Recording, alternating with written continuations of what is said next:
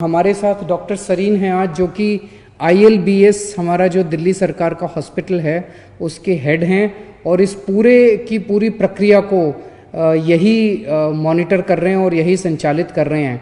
अब इसका अभी तक का क्या रिजल्ट रहा, मैं डॉक्टर सरीन से कहूँगा कि वो आप सबको बताएंगे। Thank you sir. दिल्ली सरकार में ILBS एक ऑटोनॉमस सोसाइटी की तरह है, जहाँ पे हम लोगों का एक बहुत अच्छा ब्लड बैंक है। डॉक्टर मीनू वाजपेयी मेरी कलीग, वो इस प्रोजेक्ट की प्लाज्माफेरेसिस की प्रिंसिपल इन्वेस्टिगेटर हैं और उनके साथ में जो दूसरे हमारे कलीग हैं जो मौलाना आज़ाद में हैं, डॉक्टर सुरेश, डायरेक्टर प्रोफेसर और बहुत सीनियर फिजिशियन। तो हम सब ने मिलकर एक इनिशियल प्लानिंग करी थी और उस प्लानिंग में ये था कि उस समय तक प्लाज्मा थेरेपी सिर्फ पुराने सार्स के मरीज़ों के लिए या किसी और समय, वैसे तो 1901 में डिप्थीरिया के लिए भी ये यूज़ हुई थी, पुरानी थेरेपी है।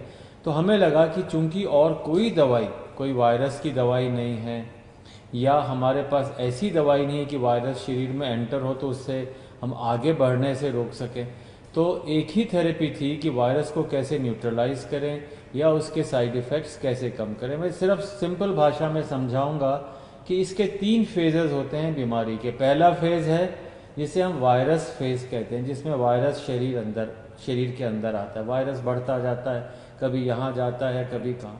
सेकेंड फेज़ होता है जिसे पल्मोनरी फेज़ कहते हैं, जिसमें लंग के अंदर इंजरीज आने लग जाती है और उसके कारण उसको ब्रीदिंग की डिफ़िकल्टी, सांस की डिफ़िकल्टी। और थर्ड फेज़ जो होता है जिसमें साइटोकाइन रिलीज़ होते हैं, मतलब शरीर ऐसे सारे चीज़ें प्रोड्यूस करता है कि वायरस को अपन मार सके।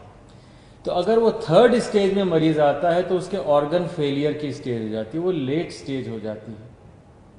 सेकेंड स्टेज में मरीज़ आता है जिसमें लंग के अंदर इन्फेक्शन है पर बाकी ऑर्गन्स चल रहे हैं।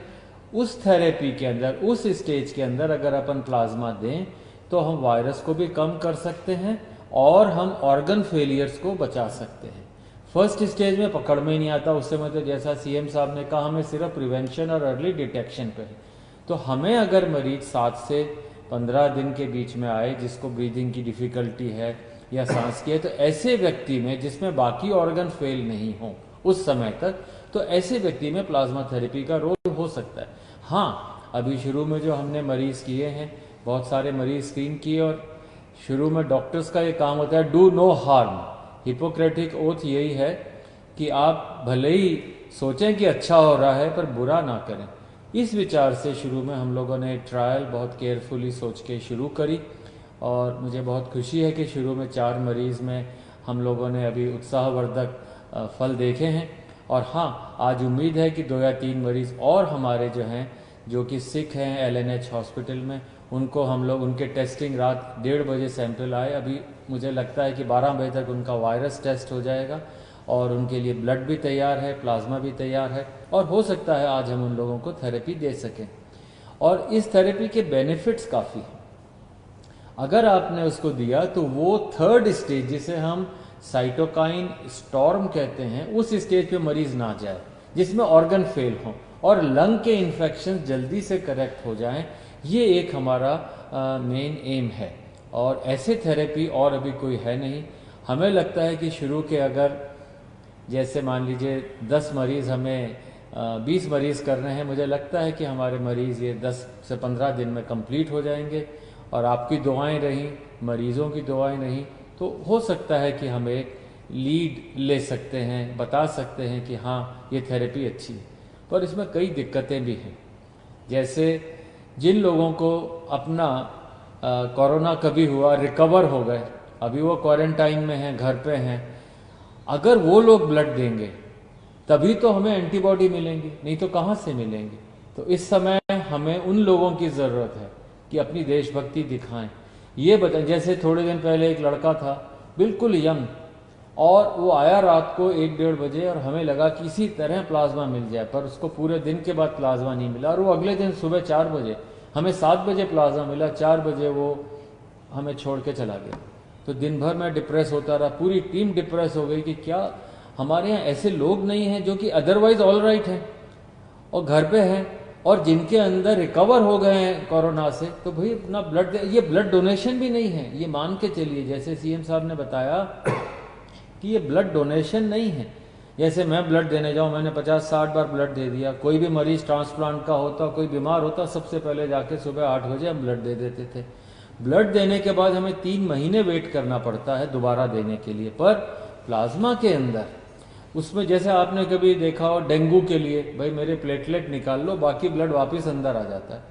तो उसी तरीके से प्लाज्मा फरेसिस में एक मशीन होती है, खून उसमें से जाता है, सिर्फ थोड़ा सा एंटीबॉडी प्लाज्मा लिया जाता है, बाकी खून वापस आ जाता है, कोई कमजोरी नहीं, वीकनेस नहीं। और आप चाहें, मतलब अगर हिम्मत है तो 10 दिन में फिर दे सकते हैं ब्लड, तो 3 महीने तक नहीं दे सकते। दूसरी एक बात है कि अगर आप ब्लड देते हैं तो आपकी बोन मैरो स्टिमुलेट होती है, नया ब्लड बनता है, you feel younger, it is a longevity के लिए ब्लड डोनेशन एक बहुत अच्छा माध्यम है।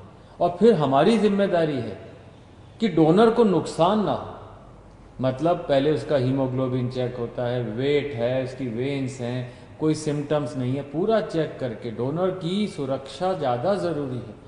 फिर ऐसे व्यक्ति अगर डोनेट करेगा और फिर हम पूरा ध्यान रखते हैं, तो मैं चाहूँगा कि आपसे अपील भी करूँगा और हमारे पॉलिटिकल चीफ से अपील करवाऊँगा कि आप लोग दिल्ली में आगे आएँ। अगर हम ये डोनेशंस 2 दिन में कर दें तो मुझे लगता है कि हम सारे मरीज बहुत हैं, अभी भी कम से कम 2 दर्जन मरीज हैं एलएनएच में जिनको हो सकता है ज़रूरत हो। तो आप लोग अगर आएँ, हमें डोनेशन दें, हम मरीज़ के ऊपर पूरी जी जान से, हमारी टीम जो है पूरी जी जान से लग करके उनको सुपरवाइज करेगी, उनको प्लाज्मा या जो भी देना है देगी, हो सकता है वो ठीक हो जाए। और प्लाज्मा थेरेपी का एक और एडवांटेज है, इसमें ऐसा खर्चा नहीं। आप जैसे विदेश से दवाई मंगाए, रेमडेसिविर है, ये इतनी एक्सपेंसिव मेडिसिन है, हम लोग अफोर्ड नहीं कर सकते, कंट्री अफोर्ड नहीं कर सकता। तो इसलिए plasma therapy comparatively almost inexpensive है।